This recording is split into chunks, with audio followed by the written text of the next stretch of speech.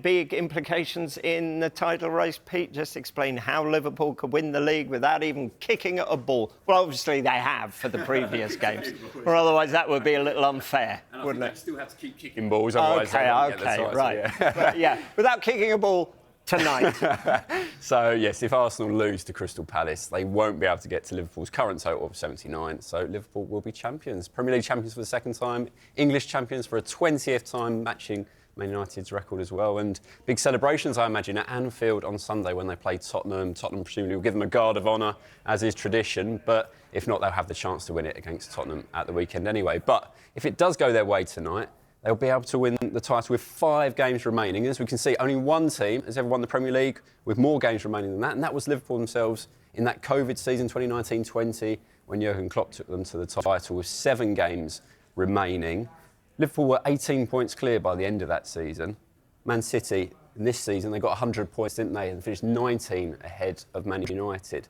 So Liverpool, with a 13-point gap over Arsenal, could still yet even have the biggest winning margin, even if they won't quite have the win with the fewest, with the most games remaining.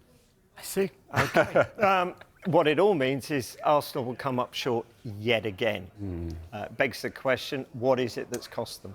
Well, I guess the answer to that question is how sympathetic you are to Arsenal and the issues they feel they've had this season, because they will say that they've had lots of injuries this season. Of course, they have Saka, Odegaard, Havertz, Jesus. Mikel Merino was injured in pre-season before they even got going. Ben White, their first-choice right-back's been out for much of the season.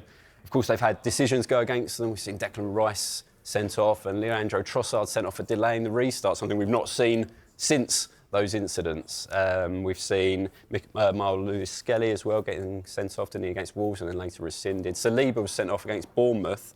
And of course, the next game he was suspended for was against Liverpool, a 2-2 draw, which perhaps could have swung the momentum a little bit at that time. So that's what they'd say, but perhaps their harsher critics will say, well, they didn't sign a striker either last summer or in January when it seemed obvious they were crying out for that finisher in the box. And I guess their critics might also say that they've been too defensive, too reliant on set plays, that in open play they've not been as fluid. But is that because of the injuries? Now, we can see their stats here and with their rankings across the past 3 seasons.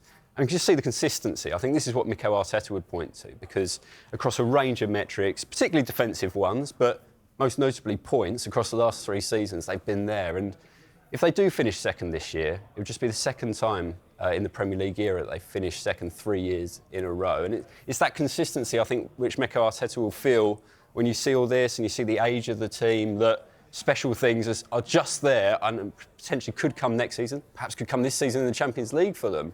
And perhaps those harsh critics maybe just need to think of that bigger picture, and then maybe this time next year we'll be talking about Arsenal in position to win the title, but going to miss out this year.